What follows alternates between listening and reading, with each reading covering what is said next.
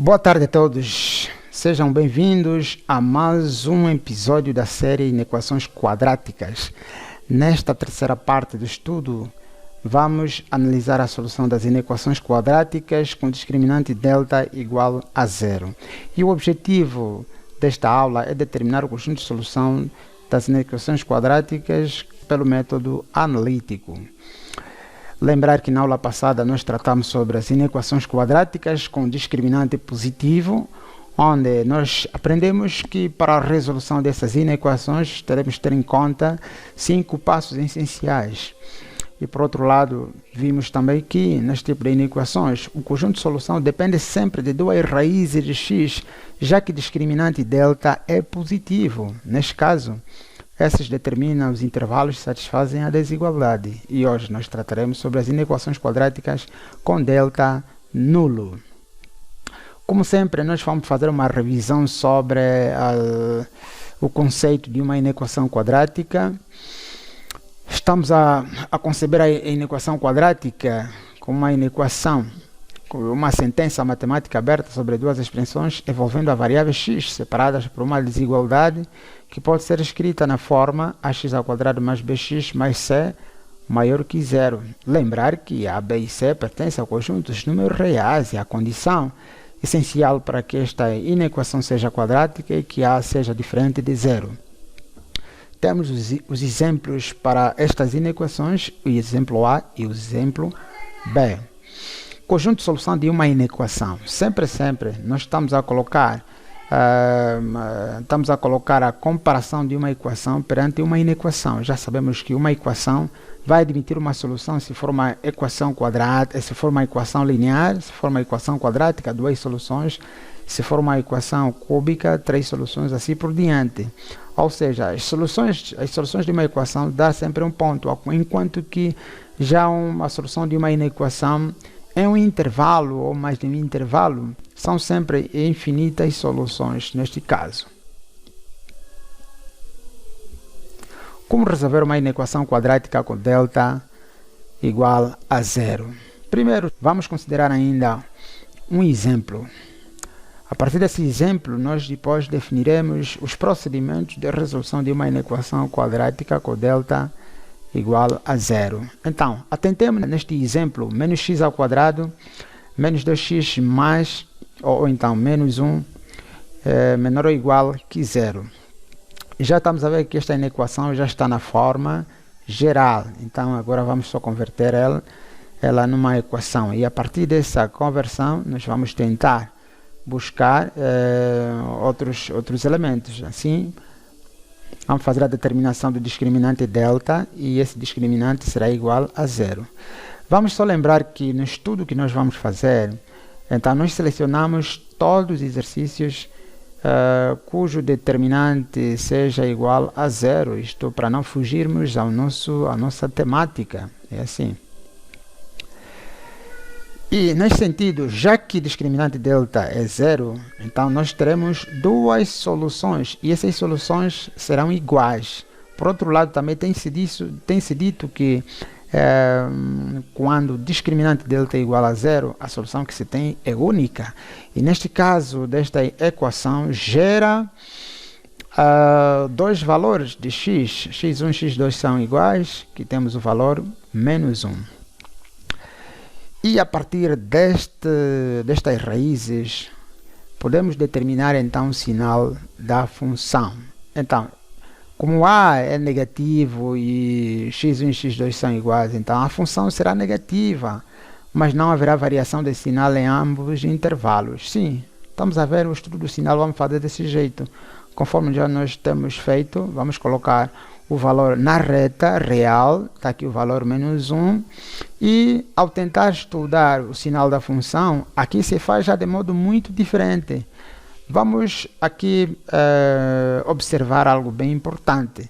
No estudo anterior, quando nós estudamos as inequações quadráticas com delta positivo, nós tínhamos dois valores para x, x1 era diferente de x2, então ali havia variação de sinal no estudo do sinal da função, mas já que não temos como fazer a variação de sinal porque o x que nós encontramos aqui é duplo, é mais ou menos assim, ou seja, o que acontece?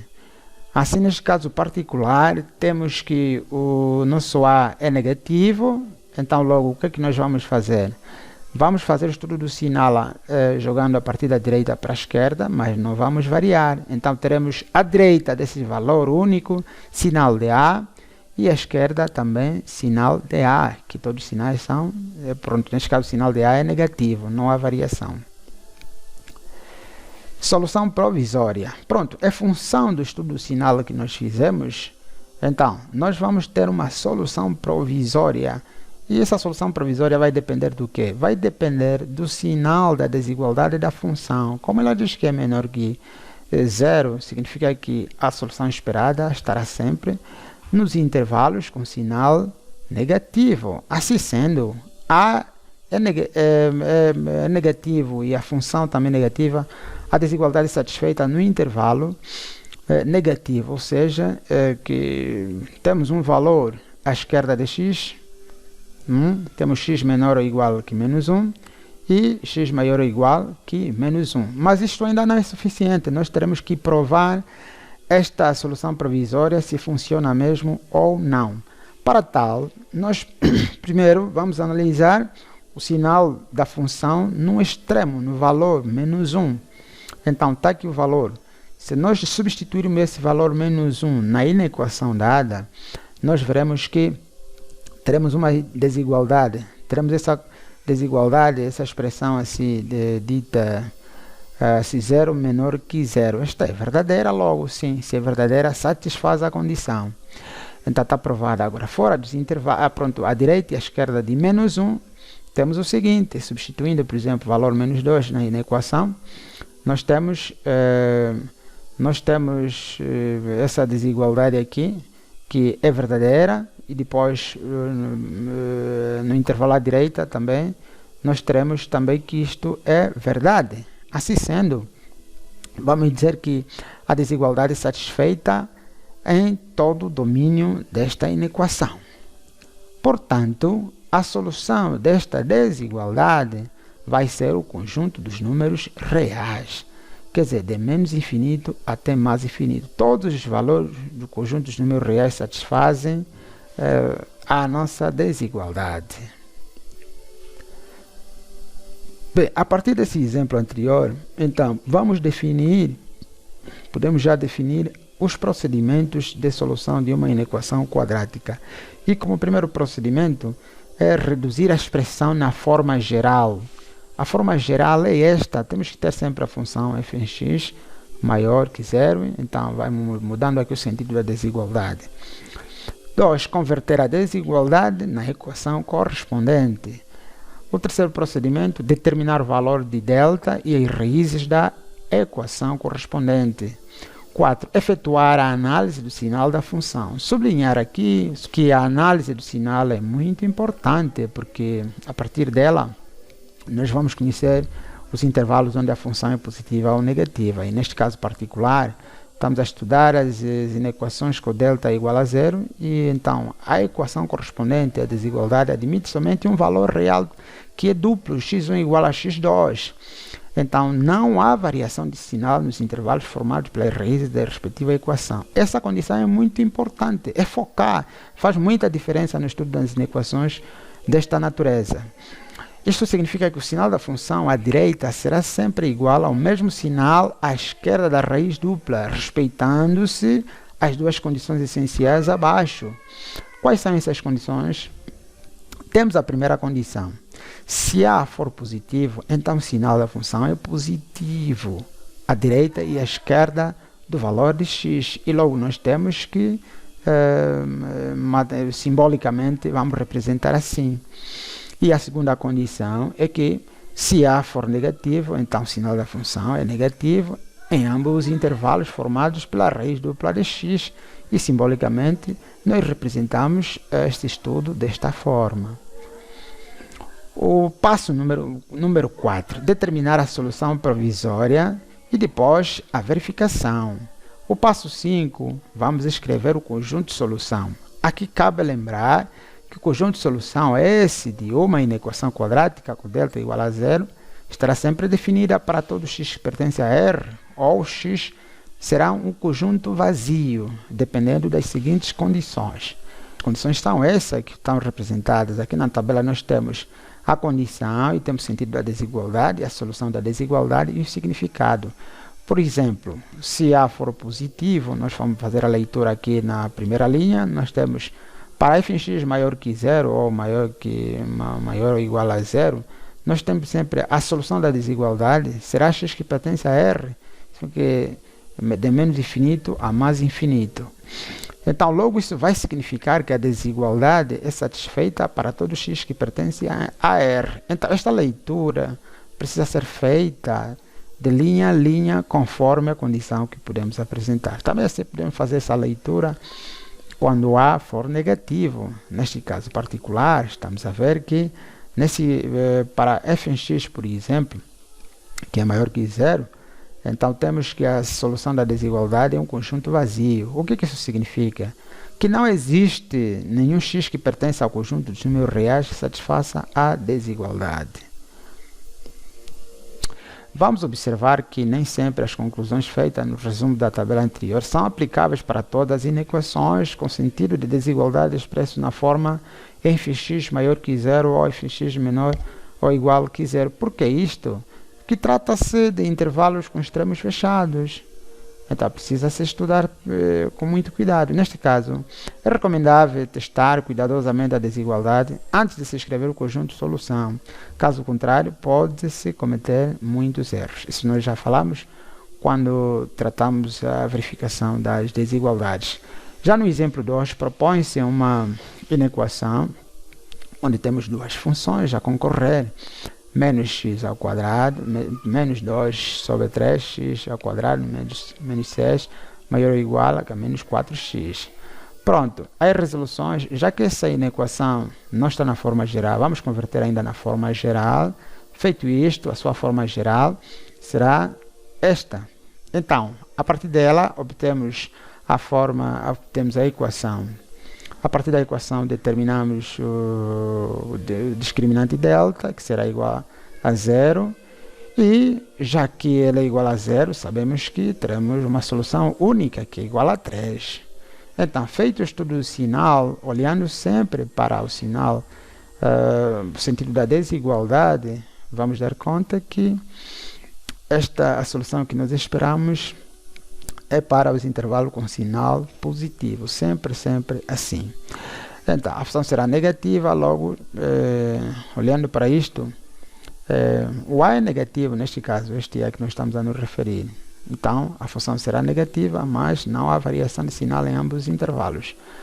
Portanto, aqui o estudo do sinal faz-se desse jeito, porque depende do sinal de A.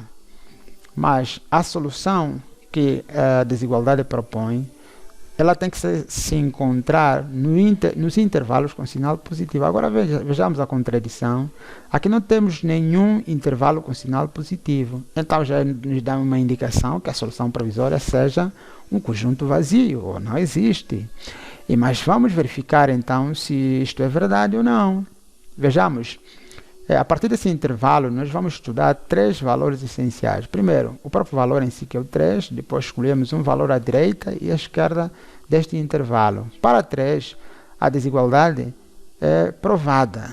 Provou-se essa desigualdade. Mas já fora à direita e à esquerda de 3, essa desigualdade não é satisfeita. Isso é função já da explicação que nós demos anteriormente. Logo, o conjunto da dissolução é quem? Conjunto de solução é x que pertence ao conjunto de números reais, x igual a 3. Veja aqui temos uma atenção, precisamos observar uma coisa importante. É aqui onde nós temos que prestar muita atenção. Vejamos que se nós tivéssemos que nos iludir com a esperança da solução, com essa solução provisória, então aqui nós íamos nos satisfazer com essa solução, e esquecendo-se que a verificação poderia provar o contrário. E neste caso, temos uma solução equivalente à solução de uma equação. É muito importante isto. Bem, já que no exemplo 3 nós temos esta desigualdade, e tratando aqui, apresentando aqui a sua equação é esta, e logo estudando aqui o seu discriminante, teremos que é 0, logo o valor x1 e x2 é igual a 2. Agora vamos ver como é que fica aqui o sinal. Sim, pelo sentido da desigualdade, também a esperança aqui da nossa desigualdade, da solução provisória, é que seja no intervalo com o sinal positivo. Agora vamos ver se isto pode satisfazer. Bem, aqui vamos ver alguma coisa não está essa função está um pouquinho tapada e brevemente nós vamos fazer uma correção nisto. Mas então o que é que nós estamos a ver no estudo do sinal? Então, pelo estudo do sinal, temos aqui o sinal de A que é positivo, então já sabemos que não há variação de sinal, tanto à direita quanto à esquerda desse valor, o sinal é positivo. Então, logo, a intenção é que a solução seja satisfeita nesses intervalos em todo o seu domínio. Ok, pela solução provisória nós temos que ela tem que ser satisfeita para esses intervalos todos. Mas fazendo aqui a verificação, nós vamos provar o seguinte. Tendo em conta o valor 2, se substituirmos na nossa desigualdade, nós vamos ver que já não satisfaz. Então, mas já à direita e à esquerda, esses valores são satisfatórios. Então, logo, vamos assumir a solução geral, a solução da nossa desigualdade, o conjunto de solução, é este que nós estamos a visualizar.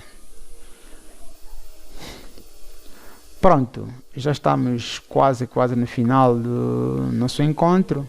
Hoje aprendemos a determinar a solução das inequações quadráticas com discriminante nulo e ficou muito claro que para o efeito vamos precisar observar 5 passos, que é reduzir a expressão na forma geral, converter a desigualdade na equação correspondente, determinar o valor de delta, analisar o sinal da função, determinar a solução provisória e verificá-la, e depois escrever o conjunto de solução. Lembrar que sempre nessas inequações temos que prestar muita atenção mesmo na determinação do sinal, na determinação da solução provisória, porque muitos desses casos podem cair numa contradição se não for muito bem verificado. Então, em função do que nós vimos, temos exercícios propostos para o estudo independente.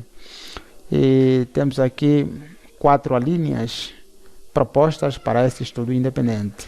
Então, nós pensamos que esse exercício precisa ser muito bem estudados. Pronto, nós temos aqui no final a bibliografia. Quem quiser consultar o material que nós utilizamos, vamos consultar a partir dessa bibliografia. Pronto, agradeço pela atenção dada e nos encontramos no próximo episódio. Obrigado.